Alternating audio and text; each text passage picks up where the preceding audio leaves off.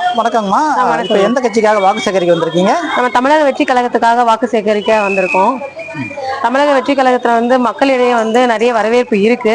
இந்த தடவை ஒரு புதிய மாற்றம் வரும் அப்படின்றது எல்லா மக்களுக்கிடையே ஒரு பெரிய ஒரு விஷயமா கருதப்படுது.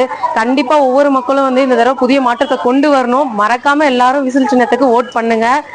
இத்தனை வருஷமா இல்லாத ஒரு புதிய மாற்றம் நம்ம தமிழகம் மாறும்ன்றதை நான் நம்புறேன், நீங்களும் நம்புங்க. சரி, இப்போ திமுக அதிமுகலாம் ஒரு பெரிய பெரிய கட்சியோட கூட்டணியோட இருக்காங்க. ஆனால் தமிழக வெற்றி கழகம் தனிச்சு தான் போட்டியிடுது. இந்த களத்தில் எப்படி மக்கள் நீங்கள் ஓட்டு கேட்க போகும்போது எப்படி உணர்றாங்க?